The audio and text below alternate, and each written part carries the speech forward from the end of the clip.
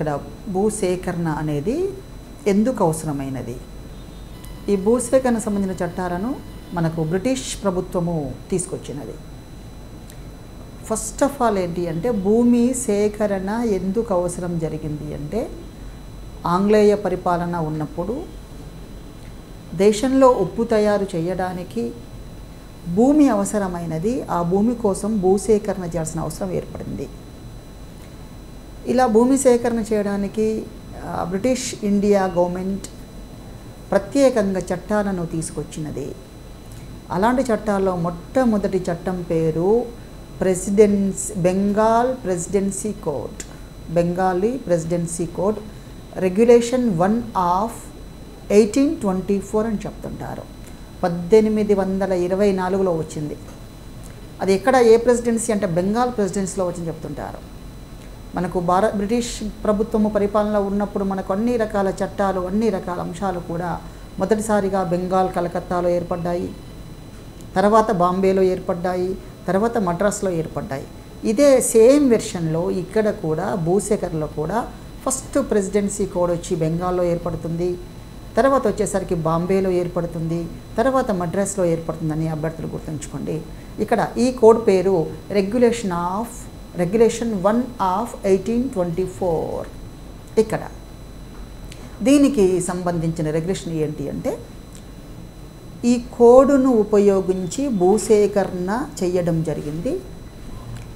ఇది presidency Calcutta, port William presidency మొత్తానికి వర్తించే విధంగా తీసుకొచ్చారు. ఇది ఫస్ట్ రెగ్యులేషన్ లాగా లేదా కోడ్గా లేదా చట్టంగా పేర్కొంటుంటారు. ఆ తర్వాత బాంబే ప్రభుత్వము, బాంబే ప్రెసిడెన్సీకి సంబంధించిన యాక్ట్ వస్తుంది.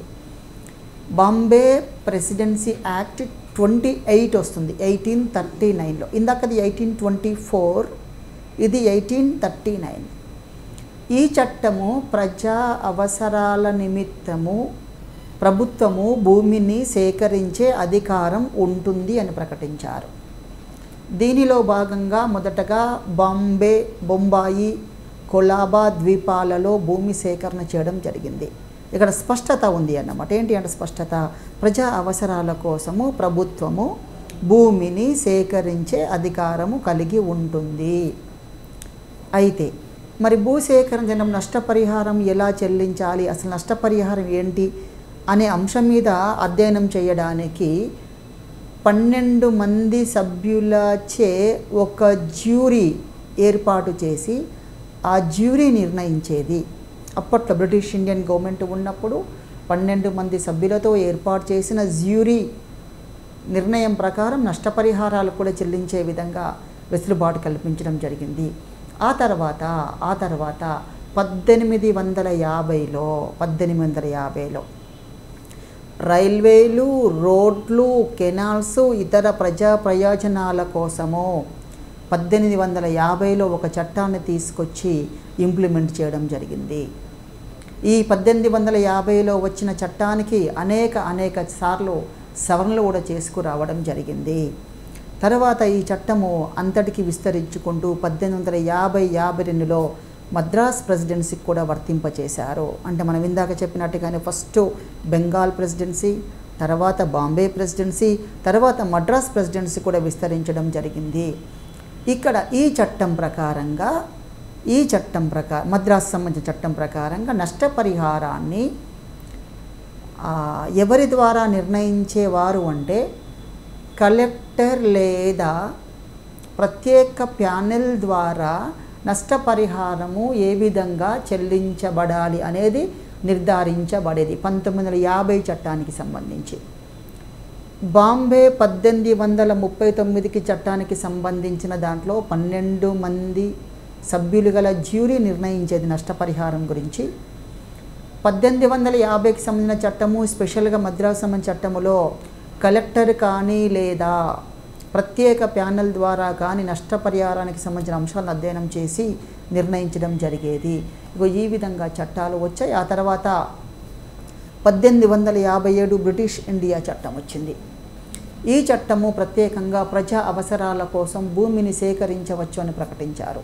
ప్రజా అవసరాల కోసం భూమిని సేకరించవచ్చునని చెప్పారు. ఈ 1857లో వచ్చిన దీని యాక్ట్ ఆఫ్ 6 అంటారు. యాక్ట్ ఆఫ్ 6 బ్రిటిష్ ఇండియా 1857 అంటారు. దీనికి 1861లో సవరణలు చేయడం జరిగింది. 1861లో సవరణలు చేయడం జరిగింది. ఈ 1857లోని చట్టము దేశం మొత్తానికి, బ్రిటిష్ ఇండియా మొత్తానికి వర్తించే విధంగా రూపొందించారు. అయితే ఇక్కడ ఒక అంశం ఉంటుంది. ఈ చట్టం ప్రకారంగా ప్రజా సంబంధమైన కార్యకలాపంగా నిర్ణయించిన తర్వాతనే భూసేకరణ చేయవచ్చును. అంటే ఊరికే భూమి సేకరిస్తున్నామని చెప్పడానికి ఛాన్స్ లేదు. ఏదైనా ఒక అంశము తీసుకున్నప్పుడు ఇది ప్రజా సంబంధిత అంశము అని నిర్ధారించినాక, ఎస్ ఇది ప్రజా సంబంధించిన అంశం అని నిర్ధారించి ఫైనల్ అయిన తర్వాత భూసేకరణ చేయాలి. ఇది 1857 చట్టంలోని అంశము. ఇక ఈ విధంగా చట్టాలు వచ్చాయి. ఆ తర్వాత 1885లో కూడా ఒక చట్టం వస్తుంది. దీనిని ఇండియన్ యాక్ట్ 12 అంటారు.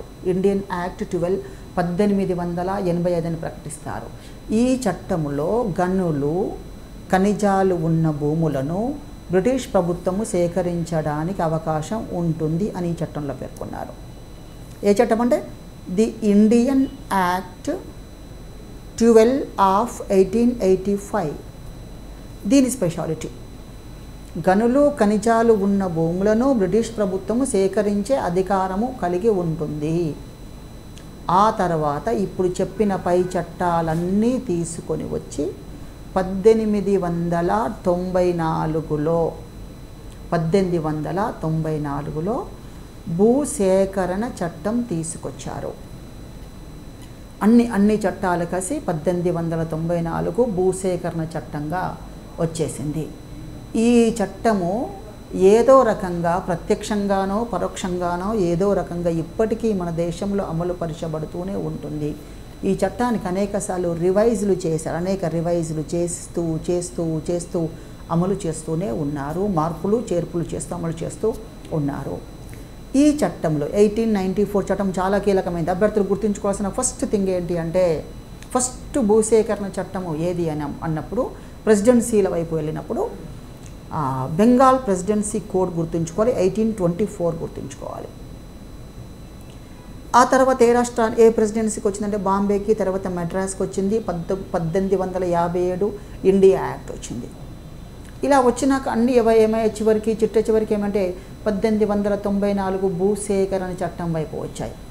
మరి ఈ భూసేకరణ చట్టంలో 1894 భూసేకరణ చట్టంలో తీసుకున్న అతి ముఖ్యమైన అంశము, అతి విమర్శలకు లోనైన అంశం ఏంటంటే ప్రజా ఉపయోగం, ప్రజా ప్రయోజనం, పబ్లిక్ పర్పస్ అనే నిర్వచనం దృష్ట్యా ఈ అంశం ఎక్కువ నిర్వచనానికి లోనైంది.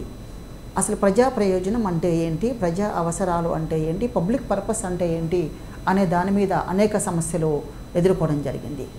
దీనికి సంబంధించి అసలు ప్రజా ప్రయోజనం అంటే ఏంటి అనేది ఒక రైతు, కర్ణాటకకు చెందిన ఒక భూమి లేని రైతు సుప్రీంకోర్టులో కేసు వేస్తాడు. ఒక పిల్ దాఖలవుతుంది. 2007 సంవత్సరంలో సుప్రీంకోర్టు కేంద్ర రాష్ట్ర ప్రభుత్వాలకు ఒక ఆర్డర్ జారీ చేస్తుంది. ప్రజా ప్రయోజనం, పబ్లిక్ పర్పస్ అనే దానిపైన ఏదైనా ఒక నిబంధనలు, మార్గదర్శకాలు జారీ చేయాలి. ప్రజా ప్రయోజనం అంటే ఏంటి, what is meant by public purpose అనేది డిఫైన్ చేయాలి. ఎక్కడ కూడా ప్రజా ఉపయోగం అనే దానికి ఖచ్చితమైన డెఫినేషన్ ఉండదు. ఇక్కడ వ్యక్తులకు రాజ్యాంగం అనేక రకాలైన హక్కులు కల్పించింది. మనకు రాజ్యాంగము ఆర్టికల్ 14, 19G, 21 లాంటి అతి ప్రధానమైన ఆర్టికల్స్ను, హక్కులను కల్పించింది.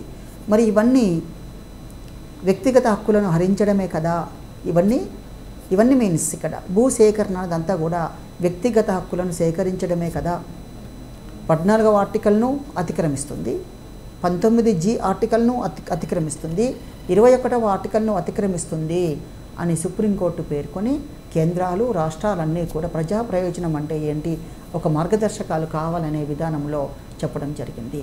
ఆ తర్వాత ఈ 1894లో వచ్చిన భూసేకరణ చట్టం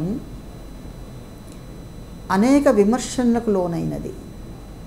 ఎందుకు విమర్శలు అయినాయి అంటే దీనిలో అనేక లోపాలు ఉన్నాయి. ఆ లోపాలు ఏంటని మనం ఒకసారి చూసినట్లయితే ఈ చట్టంలోని అతి ప్రధానమైన లోపం ఏంటంటే భూమిని బలవంతంగా సేకరిస్తున్నారు. భూమిని బలవంతంగా సేకరించడం వల్ల రైతులు ఇందాక చెప్పిన అనేక అంశాలు కోల్పోతారు. భూమిని కోల్పోతున్నారు, ఉపాధిని కోల్పోతున్నారు, ఆహార భద్రత కోల్పోతున్నారు, ఇళ్లను కోల్పోతున్నారు, సామాజికపరమైన అంశాలు కోల్పోతున్నారు, సామాజిక ఆస్తులు కోల్పోతున్నారు, పేదరికంలోకి నెట్టబడుతున్నారు. ఇవన్నీ సమస్యలు ఉన్నాయి. కాబట్టి బలవంతంగా సేకరించడం వల్ల అనేక సమస్యలు ఉన్నాయి. ఇది అతి ప్రధానమైన సమస్యగా చెప్పొచ్చును. రెండవది రక్షణ లేదు, రక్షణలు లేకపోవటము. భూమిని సేకరించినప్పుడు భూ యజమానులు తమ యొక్క సమస్యలను చెప్పుకోవడం కానీ అలాంటి వాటికి ఎలాంటి రక్షణ లేదు. ఇప్పుడు ఒక నెగోషియేషన్స్ పెట్టేసుకుంటే భూ సేకరించే ప్రభుత్వము అక్కడ నివాసితులైన ప్రజల నుంచి వారి యొక్క ఆలోచనలు సమస్యలను అధ్యయనం చేసి పరస్పర అవగాహన మేరకు వెళ్ళినప్పుడు ఇబ్బంది లేదు. ఇలాంటి పరస్పర అవగాహన కొరవడినది. అంటే బలవంతంగా భూమిని సేకరిస్తున్నారు. రెండవది రక్షణలు కల్పించలేకపోతున్నారు. అదేవిధంగా R&R పాలసీ కల్పించలేకపోతున్నారు. నష్టపరిహారం ఇస్తున్నారు, చాలా తక్కువ నష్టపరిహారం. లక్ష రూపాయల ఆస్తిని కోల్పోయిన వారికి 10,000 రూపాయలు ఇస్తున్నారు.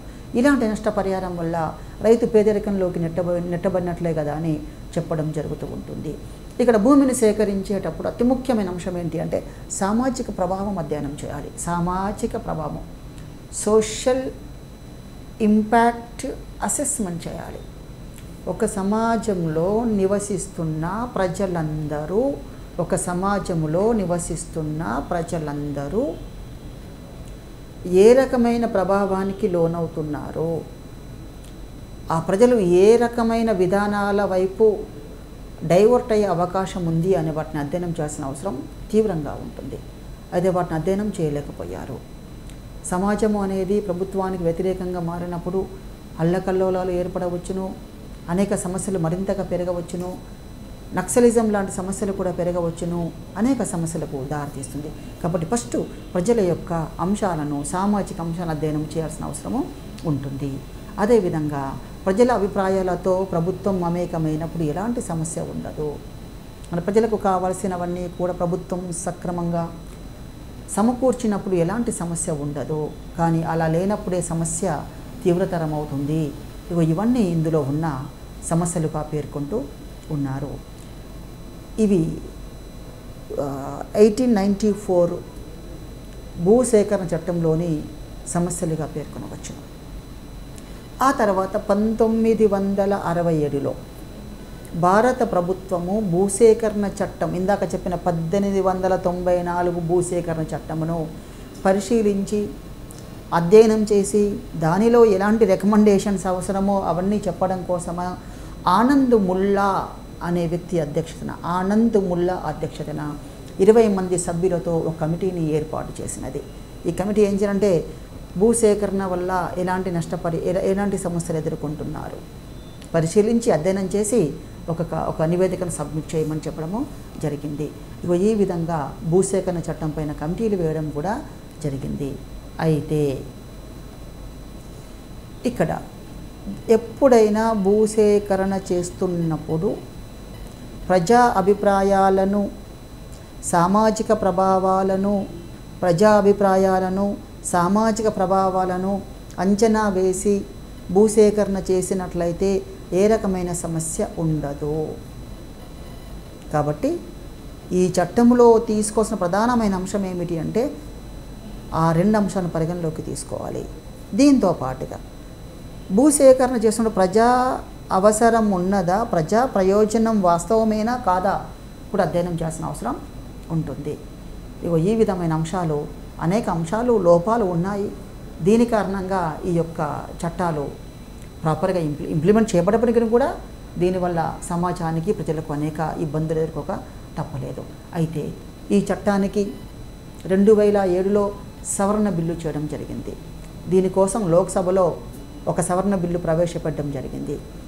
ఈ 2007లో తీసుకొచ్చిన సవరణ బిల్లులోని ప్రతిపాదించిన అంశాలు ఏమైనా ఉన్నాయంటే అంశాలు ఉన్నాయి. ఇందులో ఫస్ట్ ఏం చెప్తున్నారంటే భూసేకరణ ప్రక్రియ చేపడుతున్నప్పుడు ఆ భూసేకరణ యొక్క ప్రాథమిక ఉద్దేశం ఏమిటి? ఫస్ట్ థింగ్, భూసేకరణ ప్రక్రియ చేపడుతున్నప్పుడు ఈ భూసేకరణ యొక్క ప్రాథమిక ఉద్దేశం ఏమిటి అధ్యయనం చేయాలి. రెండవది, భూసేకరణ ప్రక్రియ ఏ విధంగా చేపట్టాలి, భూసేకరణ ప్రక్రియ ఏ విధంగా జరగాలి, దాని main motto, what is primary motto of land acquisition అనే దాన్ని పరిగణలోకి తీసుకోమని చెప్పడం జరుగుతుంది. అయితే ఇలా భూమి సేకరణ చేసినప్పుడు, ప్రక్రియ చేస్తున్నప్పుడు ఆ భూ యజమానికి నష్టపరిహారం ఏ విధంగా చెల్లించాలి. ఇక్కడ ధరలు చాలా కీలకమైనవి. ఏ ధరల ఆధారంగా నష్టపరిహారం చెల్లించాలి అనే వాటిని ముఖ్యమైన అంశాలుగా తీసుకోవడం జరుగుతూ ఉంటుంది. అదేవిధంగా ఇప్పుడు చెప్పిన అంశాలను పరిగణలోకి తీసుకొని వాస్తవంగా సమస్యను అధ్యయనం చేసి భూసేకరణ చట్టాన్ని ఇంప్లిమెంట్ చేసినప్పుడు సమస్యల యొక్క శాతం తగ్గే అవకాశం ఉంటుంది. లేని పక్షంలో ఈ సమస్యలు మరింతగా పెరిగిపోయే అవకాశం కూడా ఉంటుంది. ఇంకా ఈ 2007లో ప్రవేశపెట్టిన ల్యాండ్ అక్విజిషన్ అమెండ్మెంట్ బిల్లు లోక్సభలో ప్రవేశపెట్టినప్పుడు దీనిని ఒక స్టాండింగ్ కమిటీకి అప్పగించడం జరిగింది. ఒక స్టాండింగ్ కమిటీకి, అది గ్రామీణ అభివృద్ధి స్టాండింగ్ కమిటీకి అప్పగించారు. ఈ గ్రామీణ అభివృద్ధి స్టాండింగ్ కమిటీ యొక్క చైర్మన్ ఎవరు ఉన్నారు అంటే కళ్యాణ్ సింగ్ గారు ఉన్నారు. అతని ఆధ్వర్యంలో ఈ యొక్క కమిటీకి అప్పచెప్పి ఆ కమిటీ అధ్యయనం కూడా తీసుకోవడం జరిగింది. అయితే ఈ 2007లో తీసుకొచ్చిన ఈ సవరణ బిల్లులోని ముఖ్యమైన అంశాలు ఏమైనా ఉన్నాయా, హైలైట్స్ ఏమైనా ఉన్నాయా అంటే కొన్ని ప్రధానమైన అంశాలు చెప్పొచ్చును. ఇక్కడ ప్రధానమైన అంశం ఏంటి అంటే ప్రజా అవసరాలు నిర్వచనాన్ని పునర్నిర్వచించింది. ప్రజా అవసరాలు అనే నిర్వచనాన్ని పునర్నిర్వచించడం జరిగింది. రెండవది, ఖచ్చితంగా సామాజిక ప్రభావ అంచనాను అధ్యయనం చేయాలి. సోషల్ ఇంపాక్ట్ అసెస్మెంట్ను అధ్యయనం చేయాలి. నెక్స్ట్, గిరిజనులు కానీ కౌలు రైతులు కూడా, గిరిజనులు కౌలు రైతులు భూమిపైన ఆధారపడిన వారు, వీరందరికీ కూడా నష్టపరిహారం కల్పించాలి. భూసేకరణలో వచ్చిన అతిపెద్ద సమస్య ఏంటి అంటే భూమి యజమానికి నష్టపరిహారం ఇస్తున్నారు. ఆ భూమిపై ఆధారపడి కౌలు చేసుకునే వారికి, ఆ గ్రామంలో ఉన్న పశువుల కాపరికి, ఆ గ్రామంలో ఉండే ఆ వ్యవసాయదారులకు అనుబంధంగా జీవిస్తున్న అనేక కులవృత్తుల వారికి, ఇల్లు లేని వారికి, కూలీలకు, రైతులకు, ఇలాంటి వారికి నష్టపరిహారం కల్పించబడడం లేదు. వీరందరికీ కూడా నష్టపరిహారము అందించే విధానం క్రోడీకరించాలి. అంటే ఫస్ట్ డెఫినేషన్ మారితే ఎవ్రీథింగ్ మారుతూ ఉంటుంది. అదేవిధంగా నష్టపరిహారం వీరందరికీ ఇవ్వాలి, ఏ విధంగా ఇవ్వాలి, ఎంత పరిమాణంలో ఇవ్వాలి కూడా నిర్ణయించడం జరుగుతుంది. అదే కాకుండా నష్టపరిహారం ఇస్తున్నప్పుడు అతి ముఖ్యమైన అంశము, ఏదో ఒక సంవత్సరంలో భూసేకరణ చేశారు, ఒక 5 years బ్యాక్ భూసేకరణ చేశారు, నష్టపరిహారం ఈ సంవత్సరం చెల్లిస్తున్నారు. ఆ నష్టపరిహారము ఈ సంవత్సరంలో ఈ ధరలో, ఈ ప్రస్తుత ధరల్లో, మార్కెట్ ధరలో మాత్రమే చెల్లించాలి. అలా చెల్లించినప్పుడే రైతులకు, ఆ వ్యక్తులకు, ఆ ప్రజలకు, సమూహానికి బెనిఫిట్ జరుగుతుంది. కాబట్టి ఖచ్చితంగా భూసేకరణలో మార్కెట్ ధరలు లేదా ప్రస్తుత ధరలను మాత్రమే పరిగణించుకొని నష్టపరిహారము చేయాలి. ఇలాంటి వాటిని మాత్రమే తీసుకోవాలి. అదేవిధంగా ఈ యొక్క నష్టపరిహారాన్ని కోసం సెపరేట్గా ఒక కంపన్సేషన్ డిస్ప్యూట్స్ సెటిల్మెంట్ అథారిటీని ఏర్పాటు చేయాలి. ఇది కేంద్ర ప్రభుత్వం ఏర్పాటు చేయాలి, రాష్ట్ర ప్రభుత్వాలు కూడా ఏర్పాటు చేయాలి. మళ్ళీ ఒకసారి, కంపన్సేషన్ డిస్ప్యూట్ సెటిల్మెంట్ అథారిటీని ఏర్పాటు చేయాలి. ఇలా ఏర్పాటు చేసినప్పుడు ఆటోమేటిక్గా సమస్యల యొక్క సంఖ్య తగ్గిపోద్దని చెప్పడం జరుగుతుంది. ఇగో ఈ విధమైన సమస్యలు ఉన్నాయి. వీటిని అధిగమించడానికి ఈ బిల్లులో సవరణలో అనేక అంశాలు క్రోడీకరించబడడం జరిగింది. ఇవన్నీ చాలా మంచి అంశాలుగా ప్రకటించవచ్చును. 2007లో తీసుకొచ్చిన అనేక అంశాలు కూడా అన్ని మంచి అంశాలుగా, బెస్ట్ అంశాలుగానే పరిగణించడానికి అవకాశము ఉంటుంది. అదేవిధంగా ఈ సవరణ బిల్లు మారుతూ 2013 కూడా వచ్చేసింది. 2013 భూసేకరణ బిల్లు వరకు రావడము జరిగింది. ఈ 2003లో వచ్చిన భూసేకరణ బిల్లులో కొన్ని రంగాలను మినహాయింపు చేసి భూసేకరణ చేయవచ్చును అనే అంశాలను తీసుకోవడం జరిగింది. ఇది 2013లో వచ్చిన అంశాలు. ఇందాక చెప్పినవన్నీ 2007లో వచ్చిన సవరణలు. ఇప్పుడు చెప్తున్నవన్నీ 2013లో వచ్చిన అంశాలుగా పరిగణించాలి.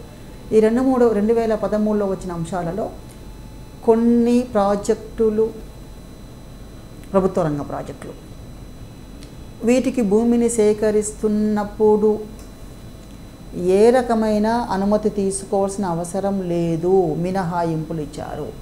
ఈ మొత్తం మనం 6 గుర్తించవచ్చును.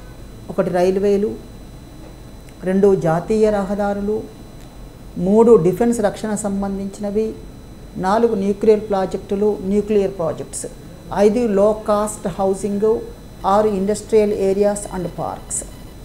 ఇలా ఈ అంశాలు అనేవి వీటి కోసం భూమిని సేకరిస్తున్నప్పుడు మినహాయింపులు పొందడం జరిగింది. అదేవిధంగా ఈ భూసేకరణ బిల్లు అనేది రాష్ట్ర జాబితాలో చేర్చి రాష్ట్రాలకు అధికారాలు కట్టబెట్టడం జరిగింది 2013 సవరణలో.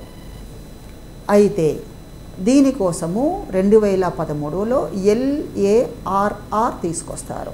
దీని పేరు the right to fair compensation and transparency in land acquisition, rehabilitation and resettlement act 2013గా పిలుస్తారు.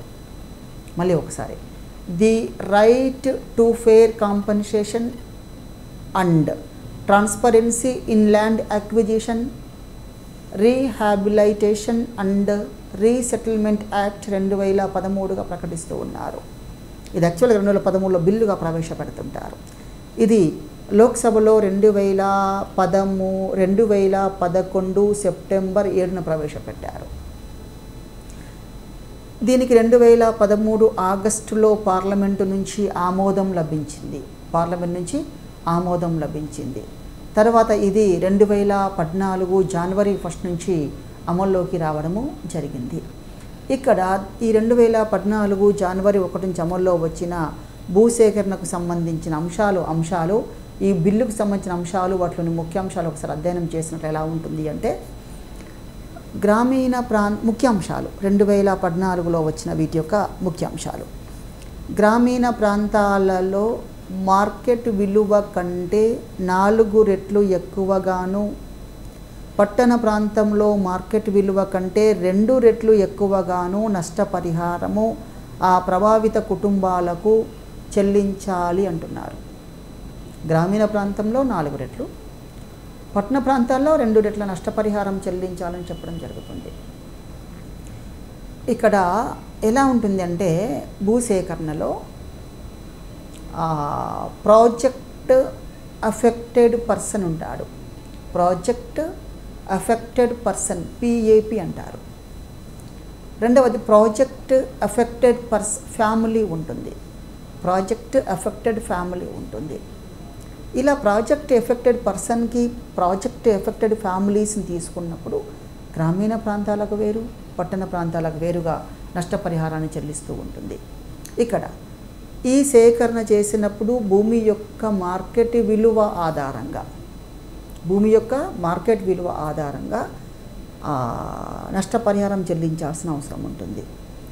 ఇక్కడ కొన్ని అంశాలను పేర్కొని ఆ పేర్కొనబడిన అంశాల ఆధారంగా ఏది ఎక్కువ ఉంటే దానికి అనుగుణంగా నష్టపరిహారాన్ని చెల్లించవలసిన అవసరం ఉందని చెప్పడం జరిగింది. ఇందులో ఇండియన్ స్టాంప్ డ్యూటీ యాక్ట్లో పేర్కొనబడిన విధంగా ఆస్తులను రిజిస్ట్రేషన్ చేసేటప్పుడు రిజిస్ట్రేషన్ పేపర్లో పేర్కొన్న విలువను ఆధారంగా తీసుకోరని చెప్తున్నారు. వీటి ఆధారంగా అంటే స్టాంప్స్ అండ్ రిజిస్ట్రేషన్లో ఏ విధంగా ఉంటుందో రిజిస్ట్రేషన్ చేసేటప్పుడు ఆ అంశం ఆధారంగా తీసుకోమని చెప్తున్నారు. అదేవిధంగా భూములను సేకరించేటప్పుడు కంపెనీకి రైతుకు మధ్య అంగీకారం ఉంటుంది. ఈ అంగీకారం యొక్క మొత్తం విలువను తీసుకోవాలి. భూ యజమాని, రైతు, కంపెనీ యజమాని ఇద్దరికి మధ్య ఒక అంగీకారం పెట్టుకొని అంగీకారం ప్రకారం మొత్తం విలువను తీసుకోవడం అని చెప్పడం జరుగుతుంది. ఇక్కడ ఒక సమస్య ఏర్పడుతుంది. ఏ సమస్య అంటే భూములకు ఒకే ప్రాంతంలో ఉన్న భూములకు ఆ పక్కపక్క ఉన్న భూములకి రేటులో ప్రైస్లో తేడా ఉంటుంది.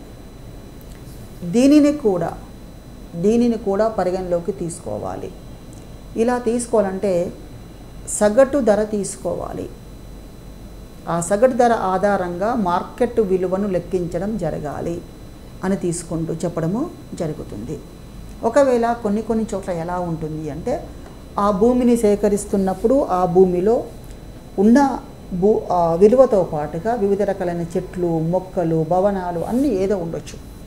అవన్నీ కూడా పరిగణలోకి తీసుకొని నష్టపరిహారం ఇవ్వాలని చెప్పడము జరుగుతుంది. అదేవిధంగా ఎన్ని సంవత్సరాలు ఆ భూమిపై నివసించిన వారికి, వ్యవసాయంపై ఆధారపడిన వారికి ప్రాజెక్ట్ ఎఫెక్టెడ్ పర్సన్గా లేదా ఫ్యామిలీగా గుర్తించాలి. అంటే 3 సంవత్సరాలు అని చెప్పారు. 3 సంవత్సరాల ముందు నుంచి ఒక ప్రదేశంలో ఆధారపడి ఉన్న వారిని ప్రాజెక్ట్ అఫెక్టెడ్ ఫ్యామిలీస్గా తీసుకోమన్నారు. ఇక్కడ మరొక అంశం ఏమిటి అంటే కేవలం వ్యవసాయదారులే కాదు, వ్యవసాయంపై ఆధారపడిన, ఆ భూమిపై ఆధారపడిన కూలి పని వారు కానీ, కౌలుదారులు కానీ, రైతులు కానీ, రైతు కూలీలు కానీ అందరూ దీని పరిధిలోకి వస్తారు అని చెప్పడము జరిగినది. అదేవిధంగా నష్టపరిహారాన్ని ఒకేసారి భత్యంలో రూపంలో అందించడం కానీ, గృహ రూపంలో అందించడం కానీ జరగాలి. పరిహారం ఆ విధంగా చెల్లించాలి. ఇక్కడ ఒక వ్యక్తి, ఒక కుటుంబము భూమిని కోల్పోతుంది ఫస్ట్, ఇల్లును కోల్పోతుంది నెక్స్ట్.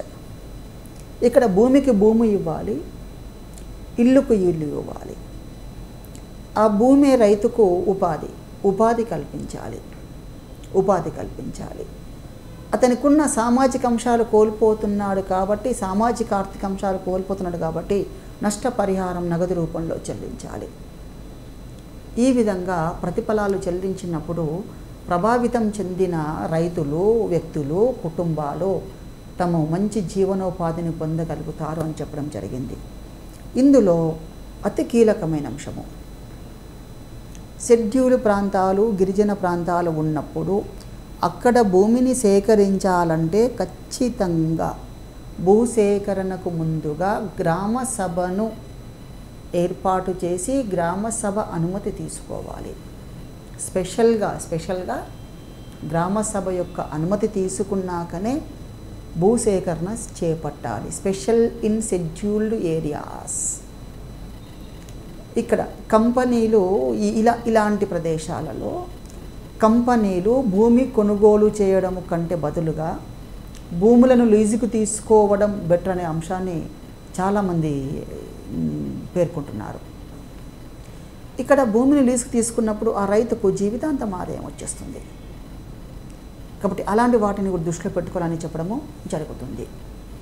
ఇంకొక అంశము, ఒకటి కంటే ఎక్కువ పంటలు పండే భూములు, డిఫరెంట్ క్రాప్స్, మల్టీ క్రాప్స్ ఉన్న భూములు, నీటిపారుదల సౌకర్యం ఎక్కువగా ఉన్న భూములు, భూసేకరణను నిషేధం చేస్తుంది.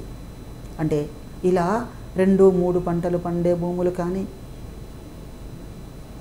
అధిక సారవంతమైన భూములు, నీటిపారుదల సదుపాయం ఎక్కువగా ఉన్న భూములను భూసేకరణ నుంచి మినహాయించాలని పేర్కొనడం జరిగింది. ఒకవేళ తప్పదు అనిపిస్తే ప్రభుత్వమే వారికి మరొక చోట భూమిని అభివృద్ధి చేసి ఇవ్వాలి. తప్పదనిపిస్తే ప్రభుత్వమే భూమిని మళ్ళీ ఏం చేయాలంటే మరొక చోట అభివృద్ధి చేసి ఇవ్వాలి. ఈ విధంగా 3 పంటలు పండే భూముల విషయంలోనూ ఇతర భూముల విషయంలోనూ భూసేకరణ వర్తించవద్దు అని చెప్పడము జరిగింది. నెక్స్ట్ ఆ విధంగా చూస్తే వ్యవసాయ భూములలో ఆహార భద్రతను సాధించడానికి ఆ భూమి విస్తీర్ణంలో ఆ భూమి సేకరణ చేస్తున్నప్పుడు దానిపైన పరిమితి విధించాలి అని చెప్తున్నాడు. పరిమితి విధించాలి అంటే మొత్తం భూమి కాకుండా ఏదో కొద్దిగా పరిమితి విధించి దాని ప్రకారంగా చేయడం మంచిదని చెప్తున్నారు. ఇక అన్నీ అయిపోయి భూమి సేకరించినప్పుడు ఆ భూమి కోల్పోయిన వారికి నష్టపరిహారం ఇస్తారు. ఆ నష్టపరిహారం పొందిన మొత్తం సొమ్ము పైన ఎలాంటి పన్నులు విధించబడవు అని ప్రకటించడం జరిగింది.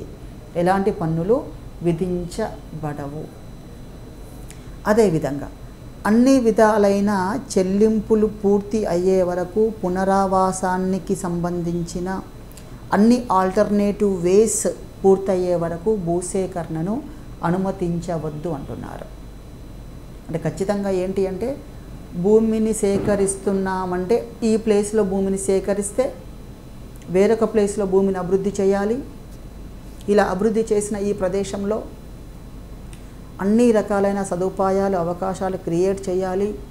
అప్పుడు మాత్రమే భూమిని సేకరణ చేసే అవకాశం ఉంటుంది. ఇక మిగతా కాలంలో భూసేకరణకు అవకాశం అంటే అన్ని ఆల్టర్నేటివ్స్ చూపించినాక భూసేకరణ చేయాలి అంటున్నారు. కానీ మనకు విభిన్నంగా కనబడుతుంది. ముందు భూసేకరణ జరుగుతుంది, అవకాశాలు ఎప్పుడో కల్పిస్తూ ఉంటారు. ఇలాంటివి కూడా మనకు కనబడుతూ ఉంటుంది. ఒకవేళ భూమిని సేకరించినప్పుడు ఆ భూమి ఏ రకంగా కూడా వినియోగించబడని పక్షంలో అదే భూములను మూడో థర్డ్ పార్టీకి అధిక ధరకు విక్రయించినప్పుడు ఏదైతే భూమి విలువ పెరుగుతుందో ఆ పెరిగిన భూమి విలువలో 40% వాస్తవ యజమానికి, ఒకవేళ యాజమాని లేకపోతే వారి వారసులకు చెల్లించాలని ఈ బిల్లులో పేర్కొనడము జరిగింది. ఇదే విధంగా ఇందాక చెప్పుకున్న అంశాల్లో భాగంగా ఈ భూసేకరణ ముందు దానివలన ఏర్పడే సామాజిక ప్రభావము అంచనా వేయాలి, అధ్యయనం జరపాలి అనేది దీనిలో పేర్కొనబడిన మరొక ప్రధానమైన అంశము. ఇది మనకు కాంపిటేటివ్ ఎగ్జామ్లో చాలా ఇంపార్టెంట్. సోషల్ ఇంపాక్ట్ అసెస్మెంట్ అనేది అధ్యయనం జరిగిన తర్వాతనే, అంచనా వేసిన తర్వాతనే భూసేకరణ చేయాలని చెప్పడము జరుగుతుంది. అది అధ్యయనం చేసిన తర్వాత చర్యలను స్టార్ట్ చేయాలి అని చెప్తున్నారు. ఇంకొక అంశం ఏంటి అంటే భూసేకరణ చేస్తున్నప్పుడు ప్రభుత్వ రంగ సంస్థలు, ప్రభుత్వ రంగానికి సంబంధించినది లేదా పబ్లిక్ ప్రైవేట్ పార్టిసిపేషన్లోనైనా అలాంటి సంస్థల కోసం భూసేకరణ చేస్తున్నప్పుడు 70% భూసేకరణ జరిగే ప్రదేశంలోని 70% మంది ప్రజల ఆమోదం తప్పనిసరిగా తీసుకోవాలి. అదే ప్రైవేటు సంస్థల కోసం అయితే 80% మంది ప్రజల అనుమతి తీసుకోవాలి. 70% మంది ప్రజల అనుమతి ఎప్పుడంటే ప్రభుత్వ రంగ సంస్థల కోసం కానీ PPP కోసం అంటే పబ్లిక్ ప్రైవేట్ పార్టిసిపేషన్ సంస్థల కోసం. అదే ప్రైవేట్ రంగ సంస్థలు అయితే 80% ఆ స్థానభ్రంశము భూసేకరణ జరిగే ప్రదేశంలోని ప్రజల యొక్క అనుమతి కావాలి. మళ్ళీ ఒకసారి 2 అంశాలు గుర్తు చేస్తున్నాను. షెడ్యూల్డ్ ఏరియాలో జరుగుతున్నప్పుడు గ్రామసభ ఆమోదం ఖచ్చితంగా అవసరము. ప్రభుత్వ రంగ సంస్థలకు, ప్రభుత్వ అనుబంధ సంస్థలకు, ప్రభుత్వ ప్రైవేట్ రంగ భాగస్వామ్యంలో వాటికి 70 మంది ప్రజల ఆమోదం అవసరము. ప్రైవేట్ రంగంలో వాటికైతే 80% ప్రజల ఆమోదం అవసరము. ఖచ్చితంగా సోషల్ ఇంపాక్ట్ అసెస్మెంట్ అధ్యయనము చేయాలి. అదేవిధంగా ఏర్పడే నష్టాలను అధ్యయనం చేయాలి. సక్రమంగా కాంపన్సేషన్ చెల్లించే విధంగా ఉండాలి. అదేవిధంగా land acquisition, rehabilitation and resettlement అథారిటీని ఏర్పాటు చేయమని చెప్పారు. ఖచ్చితంగా ల్యాండ్ అక్విజిషన్, రీహాబిలైటేషన్ రీసెటిల్మెంట్ అథారిటీని ఏర్పాటు చేయాలి. ఈ సెటిల్మెంట్ ఏం చేస్తుంది? భూమిని సేకరిస్తున్నప్పుడు జరిగే అంశాలను, సమస్యలను, ప్రభావాలను అధ్యయనం చేసి వారికి రీసెటిల్మెంట్ కల్పించడానికి ప్రోత్సాహం చేస్తుంది. అందుకే దీన్ని ఏర్పాటు చేయమని చెప్పారు. ఈ అథారిటీలో 6 కమిటీల్లో ఈ అథారిటీ 6 కమిటీల్లో భాగంగా పనిచేస్తుందని చెప్పడం కూడా జరిగింది. 6 కమిటీల్లో అంతర్భాగంగా పనిచేస్తుందని చెప్పడం జరిగింది.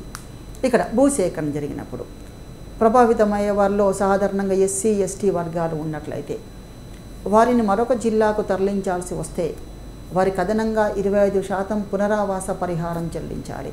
పునరావాస పరిహారం 25% ఎక్స్ట్రా ఫర్ ఎస్సీస్ అండ్ ఎస్టీస్. అదేవిధంగా ఏకమొత్తం చెల్లించే అమౌంట్కి అదనంగా చెల్లించమని చెప్పడం జరుగుతూ ఉంటుంది. ఈ విధంగా అంశాలను పేర్కొనడం జరిగింది. ఇవి 2013లో వచ్చిన సవరణలకు సంబంధించిన అంశాలుగా చెప్పవచ్చును. ఆ తర్వాత ప్రస్తుతం ఉన్న అంశాలు పరిగణిస్తూ ఉంటే ప్రస్తుతం మనకు ఎన్డీఏ ప్రభుత్వం వచ్చినాక భూసేకరణ బిల్లును 2015 మార్చి 10న లోక్సభలో ప్రవేశపెట్టింది. దీని ప్రతిపక్ష పార్టీలు తీవ్రంగా వ్యతిరేకతను ప్రకటించాయి. మోడీ గవర్నమెంట్ వచ్చినాక జరిగిన అంశాలు ఇవి. ఇక్కడ ఈ యొక్క భూసేకరణ సవరణ బిల్లును ప్రవేశపెట్టడం వల్ల ఎన్డీఏ ప్రభుత్వానికి తీవ్రమైన వ్యతిరేకత వచ్చింది. దీని ప్రతిపక్షాలు ఏమని వర్ణించాయంటే ఈ బిల్లు రైతు వ్యతిరేక బిల్లు, పేదల వ్యతిరేక బిల్లుగా పేర్కొన్నారు. దీనిపైన లోక్సభలో ఆమోదం లభించింది. అయితే రాజ్యసభలో ఓటింగ్కు వెళ్ళారు. రాజ్యసభలో ఓటింగ్ కాకముందే దీనిని ఎన్డీఏ ప్రభుత్వం ఉపసంహరించుకున్నట్లుగా ప్రకటించింది. రాజ్యసభలో ఈ బిల్లు వీగిపోయే అవకాశం ఉండడం వల్ల, వ్యతిరేకత ఎక్కువగా రావడం వల్ల ఈ బిల్లును ఉపసంహరించుకోవడం జరిగింది. కాబట్టి ఈ బిల్లు మనకు ఇంకా ఇంప్లిమెంట్లోకి రాలేదు. ఇది లోక్సభ ఆమోదం మాత్రమే లభించింది. ఈ బిల్లులో ఏమైనా వివాదాస్పద అంశాలు ఉన్నాయా అంటే మోడీ గవర్నమెంట్ ప్రవేశపెట్టిన భూసేకరణ సవరణ బిల్లులోని వివాదాస్పద అంశాలు ఏమిటి అంటే, ఒకటి, రైతులు కేవలం తమ భూమిని మాత్రమే కోల్పోవడం లేదు, జీవనోపాధిని కోల్పోతున్నారు. సామాజిక సాంస్కృతిక ఆచారాలు, కట్టుబాట్లు, కులవృత్తులు మొదలైనవి కోల్పోతున్నారు. అందుకే నష్టపరిహారం విషయంలో ప్రభుత్వం పై అంశాలను దృష్టిలో ఉంచుకొని పునరావాస ప్యాకేజీని మంజూరు చేయాలి. దీనికోసం ముందుగా సామాజిక ప్రభావాన్ని అంచనా వేయాలి అని చెప్పడం జరిగింది. అంటే 2013 భూసేకరణ చట్టంలో ఏముంది అంటే ఇవన్నీ అంచనా వేసినాక భూసేకరణ చేపట్టాలి అని చెప్తున్నారు. అంటే ఇక్కడ కేవలం డబ్బుకు సంబంధించిన అంశం కాదు, అక్కడ వ్యక్తుల యొక్క సమాజము, ఆచారము, సాంప్రదాయాలు, సంస్కృతి అన్నీ కూడా కోల్పోతారు. కాబట్టి ఇలాంటివి అవసరమని 2013 చట్టంలో చెప్పడం జరిగింది. కానీ చాలా సందర్భాల్లో భూసేకరణలకు అలాంటి అంశాలు ఏమీ పరిగణించడం లేదు. అయితే అలాంటి అంచనాలేవి అవసరం లేదని ఈ నూతనమైన బిల్లులో ప్రకటించడం వల్ల ఇది తీవ్రమైన విమర్శకు లోనైంది. అదేవిధంగా భూ యజమాని తన వాదనను, అభ్యర్థనలను వినిపించుకోవడానికి సైతం వెసులుబాటు లేదు. ఇదొక విమర్శ. అంటే రైతుకు భూ యజమానికి ఏదైనా సమస్య వచ్చినప్పుడు ఆ సమస్య డిస్కస్ చేసే అవకాశాన్ని కల్పించాలి. కానీ అలాంటి అవకాశం లేకపోవడం వలన వ్యతిరేకతకు లోను కావడం జరిగిందని చెప్పొచ్చు. అదేవిధంగా భూములపై ఎలాంటి నియంత్రణ లేకుండా పారిశ్రామిక సంస్థలకు అభివృద్ధి అనే అంశముతో భూమిని బదలాయించడం ఇదొక ప్రభావం అండి, ప్రధానమైన ప్రభావం చెప్పొచ్చును. అంటే ఎప్పుడైతే ప్రైవేటు వ్యక్తులకు, ప్రైవేట్ రంగ సంస్థలకు, ఈ ప్రైవేటు సెజిల్ లాంటి వాటికి భూమిని సేకరించుకునే అవకాశం కల్పించినట్లయితే అది సొసైటీ పైన తీవ్రమైన ప్రభావాన్ని కల్పిస్తుంది. కాబట్టి ఇది కూడా ఒక రకంగా విమర్శనకు లోను కావడము జరిగినది. అదేవిధంగా ప్రైవేటు కంపెనీలకు భూసేకరణ చేసే అనుమతి ఉండకూడదు అని 2013 చట్టంలో పేర్కొన్నారు. అయితే ఇక్కడ ఈ కొత్త చట్టంలో ప్రైవేటు వారికి కూడా అవకాశం ఇవ్వడం జరిగింది. ఇగో ఈ విధానంలో అనేక అంశాలు అంటే గతంలో ప్రభుత్వం తీసుకొచ్చిన చట్టంలోని అంశాలు, ఎన్డీఏ గవర్నమెంట్ ఇచ్చిన రిలాక్సేషన్స్ వేరుగా ఉండడం వల్ల ఈ యొక్క సవరణ బిల్లు అమలుకు నోచుకోవాలని చెప్పడం జరగవచ్చును. స్పెషల్గా భూమి సేకరిస్తున్నప్పుడు ప్రభుత్వ రంగ సంస్థలకైతే 70% మంది ప్రజల ఆమోదం అవసరం, ప్రైవేట్ రంగ సంస్థలకు 80% మంది ప్రజల ఆమోదం అవసరం. ఇది కూడా ఖచ్చితంగా తప్పనిసరి అనే అంశం ఏమీ స్పష్టం చేయకపోవడం వల్ల ఇది విమర్శకు లోనైందని చెప్పడము జరగవచ్చును. ఇగో ఈ రకంగా 2015 భూసేకరణ బిల్లు లోక్సభ ఆమోదం పొందింది, కానీ రాజ్యసభ ఆమోదం పొందలేదు. మధ్యలోనే మిడ్ డ్రాప్ చేసుకోవడం కూడా జరిగిందని చెప్పడం జరగవచ్చును. ఇగో ఈ విధంగా మనకు 2015 సంబంధించిన నూతన భూసేకరణ బిల్లుకు సంబంధించిన అంశాలు. భూసేకరణ బిల్లు 2015కు లోక్సభ ఆమోదం లభించింది. ఈ బిల్లును లోక్సభ 2015 మార్చి 10న మూజువాని ఓటుతో ఆమోదించడం జరిగింది. ఈ బిల్లును వ్యతిరేకిస్తూ Congress, Trinamool Congress, SP, RJD, BJD సభ నుంచి వాకౌట్ చేయడం జరిగింది. ఎన్డీఏ భాగస్వామ్య పక్షమైన శివసేన ఓటింగ్ సమయంలో సభకు గైర్హాజరు కావడం జరిగింది. ఇలాంటి అనేక అంశాలు ఈ బిల్లు సమయంలో కనిపిస్తున్నాయి. దీనిలో ప్రతిపక్షాలు 52 సవరణను ప్రతిపాదించాయి. 52 సవరణను ప్రతిపాదించాయి. అయితే బిల్లు చర్చా సమయంలో చాలా ప్రతిపక్షాలు రికమెండ్ చేసిన చాలా సవరణలు తిరస్కరించడం జరిగింది. దానికి తోడుగా రైతులకు సంబంధించిన, నిర్వాసితులకు సంబంధించిన అనుకూలంగా ఉండే ఒక 9 సవరణలను ప్రభుత్వం చేయడం జరిగింది. ఇక్కడ గుర్తుంచుకోవాల్సిన అంశాలు ఏంటి అంటే, ప్రతిపక్షాలు చేసిన సవరణలు 52, ప్రభుత్వం ప్రతిపాదించిన సవరణలు 9, అలాగే అదనంగా ఒక 2 క్లాజులను కూడా జోడించారు. 2 క్లాజులు కూడా జోడించారు. ఈ భూసేకరణ బిల్లు 2015లో ప్రభుత్వం తీసుకొచ్చిన సవరణలు వరుసగా గుర్తుంచుకోవడానికి ప్రయత్నం చేయాలి. ఫస్ట్ ఏంటంటే, పారిశ్రామిక కారిడార్లకు భూసేకరణ పైన నియంత్రణ విధించారు. అంటే పారిశ్రామిక కారిడార్లు భూసేకరణ చెయ్యరాదు. 2 పంటలు పండే భూముల్లో భూసేకరణ చెయ్యరాదు, 2 పంటలు పండేవి. మూడవది, రైతుల సమస్యల పరిష్కారం కోసం ప్రత్యేకంగా ఒక యంత్రాంగాన్ని ప్రభుత్వం ఏర్పాటు చేస్తుంది. ప్రభుత్వ ప్రైవేటు భాగస్వామ్యంలోని మౌలిక సదుపాయాల ప్రాజెక్టులకు చట్ట సవరణలో మినహాయింపు రద్దు చేశారు. 5వది, ఈ ప్రాజెక్టులకు రాష్ట్ర ప్రభుత్వ అనుమతి కావాలి అన్నారు. 6వది, జాతీయ రహదారులు, రైల్వే ట్రాక్లు, ఆ జాతీయ రహదారులకు, రైల్వే ట్రాకులకు ఇరువైపులా భూసేకరణ చేస్తున్నప్పుడు కిలోమీటర్ పరిధిలోనే జరగాలి అని పేర్కొన్నారు. 7వది, అభివృద్ధి ప్రాజెక్టుల కోసం వృధా లేదా ఖాళీ భూములను సేకరించి ల్యాండ్ బ్యాంకులను ఏర్పాటు చేయడానికి రాష్ట్ర ప్రభుత్వాలకు అనుమతి ఇచ్చేలా ప్రతిపాదనలు చేయమని చెప్పడం జరిగింది. 8వది వచ్చేసరికి, భూసేకరణ ప్రభావం పడిన రైతు కూలీ కుటుంబంలో కనీసం ఒక్కరికి ఉద్యోగం కల్పించాలని చెప్పడం జరిగింది. లాస్ట్ది, సామాజిక సదుపాయాలు, సోషల్ ఇన్ఫ్రా అనే పదాన్ని తొలగించారు. దీనితో స్కూళ్ళు, ఆసుపత్రులు వంటి సంస్థలకు ఈ చట్టం ద్వారా భూసేకరణ చేసే అవకాశం ఉండదు. ఇవి ప్రభుత్వము ప్రతిపాదన చేసిన 9 సవరణలు. ఈ సవరణతో పాటుగా 2 క్లాసులను కూడా తీసుకోవడం జరిగింది. దీంతో పాటుగా ఈ యొక్క బిల్లులో 13 కేంద్ర చట్టాలను విలీనం చేశారు. 9 ప్రతిపాదిత బిల్లులు, 13 చట్టాలను కూడా విలీనం చేయడం జరిగింది. ఈ చట్టాలు ఏంటి అంటే భూసేకరణ గనుల చట్టం, ఇది 1885 చట్టం విలీనం చేశారు.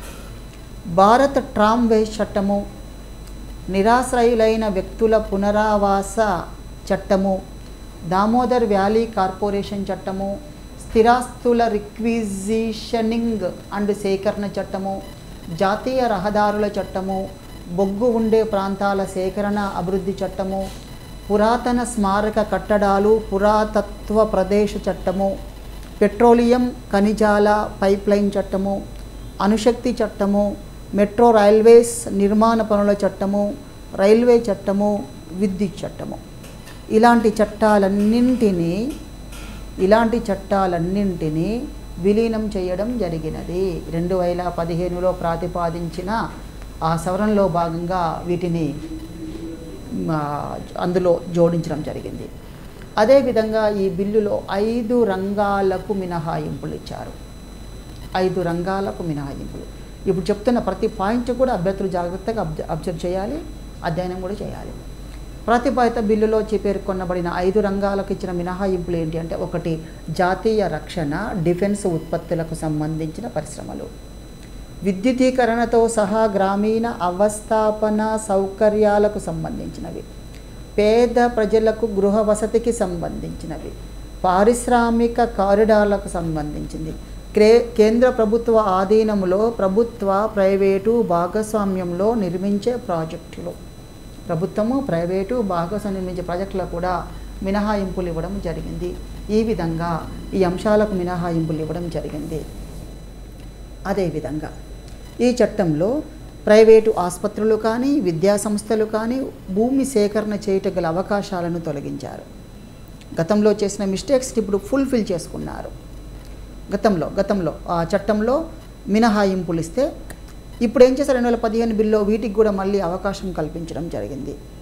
2013 భూసేకరణ చట్టంలో మినహాయింపులు, ఇప్పుడు వీటికి మినహాయింపులను రద్దు చేసి ఏం చేస్తారు, ఇక్కడ అవకాశాలు కల్పించడం జరుగుతూ ఉంటుంది.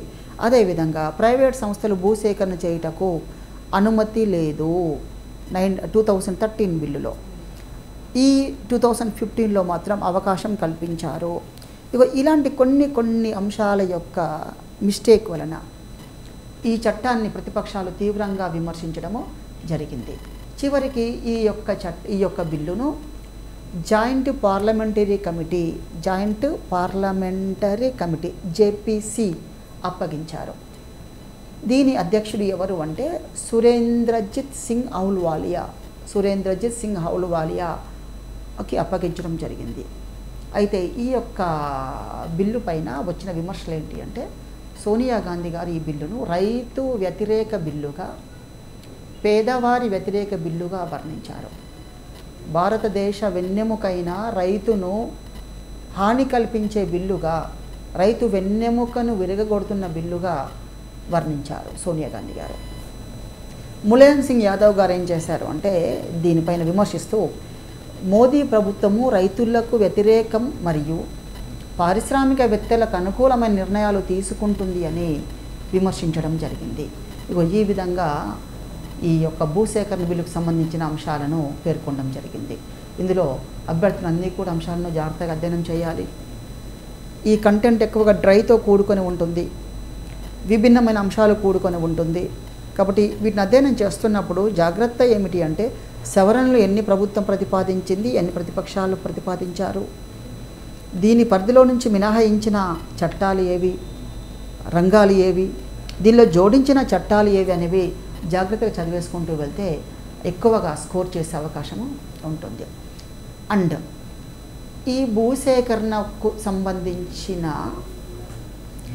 అనేక చట్టాలు స్పెషల్గా ప్రజా ప్రయోజనంకు సంబంధించిన చట్టాలను మనం గమనించవచ్చును. ఇందులో ఒక చట్టం, ఒక కేసు ఏంటి అంటే, బాంబే స్టేట్కి ఆర్ఎస్ నాన్జీకి ప్రజా ప్రయోజనం విషయంలో ఒక కేసును వేస్తారు.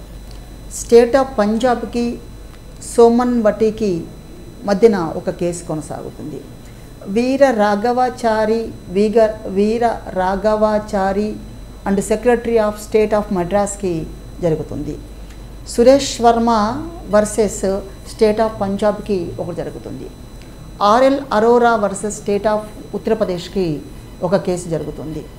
ఇలా అనేక RK Agarwal versus state of West Bengal, ఇలా ఇక్కడ స్పెషల్గా ప్రజా ప్రయోజనం అనే అంశం మీదనే అనేక మంది వ్యక్తులు కోర్టులను ఆశ్రయించడం జరిగింది. అయితే ఎప్పుడైనా కూడా సాధారణంగా భూసేకరణ అనేది అభివృద్ధి ప్రేరిత అంశంగానే పరిగణించబడుతుంది. ఇక్కడ ఏంటి అంటే ప్రజలు భూమిని డొనేట్ చేస్తే ఇచ్చినట్లయితే ప్రభుత్వానికి ఆ ప్రాంతంలో అభివృద్ధి ప్రేరేపిత చర్యలు చేయడానికి అవకాశం ఉంటుంది. ఒకవేళ అలాంటి అవకాశాలు లేని పక్షంలో అభివృద్ధి అనేది సాధ్యం కాదు. దాన్ని ఇందాక మనం డిస్కస్ చేసాము. There is no development without destruction, there is no vikas without vinash అని చెప్పడం జరిగింది. ఈ విధంగా భూసేకరణ చట్టం, ఆ భూసేకరణ బిల్లు అంతిమంగా రాజ్యసభతోనే అది క్లోజ్ అయిపోయింది. మోదీ గవర్నమెంట్ ప్రవేశపెట్టింది. ఇప్పుడు నెక్స్ట్ ఏంటంటే భూసేకరణ వలన ఏ వర్గం పైన అధిక ప్రభావం పడినది అంటే గిరిజనులు, ట్రైబ్స్ పైన ఎక్కువ ప్రభావం పడింది. మనం డిస్కస్ చేస్తున్నప్పుడు చాలాసార్లు మనకు కొన్ని పాయింట్స్ను ఫోకస్ చేస్తున్నాము. భూసేకరణ ఎక్కువగా డ్యాముల కోసం, ప్రాజెక్టుల కోసం చేయడం జరిగింది. భూసేకరణ వల్ల ఎక్కువగా నష్టపోయింది ట్రైబ్స్, గిరిజనులు. ఈ భూసేకరణలో ట్రైబ్స్కి అసలు యాక్చువల్గా భారత రాజ్యాంగము ట్రైబ్స్కి ప్రత్యేకమైన రక్షణలు కల్పించినప్పటికీ కూడా ఈ భూసేకరణ చట్టం వలన ఆ చట్టము రక్షణగా నిలబడలేకపోయింది. దాని వలన చాలామంది ట్రైబ్స్ భూమిని కోల్పోయారు, ఉపాధిని కోల్పోయారు, అన్నీ కోల్పోవడం జరిగింది. ఇక్కడ ఈ భూసేకరణ చట్టంలో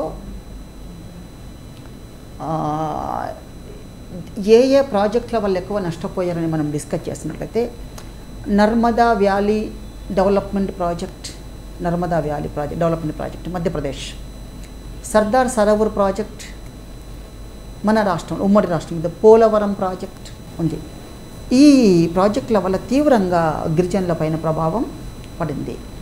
ఇక్కడ గిరిజనులు స్థానభ్రంశం చెందితే వారి వ్యక్తిగత జీవితము, వారి యొక్క సంస్కృతి ఆచారాలు కూడా కోల్పోతారు.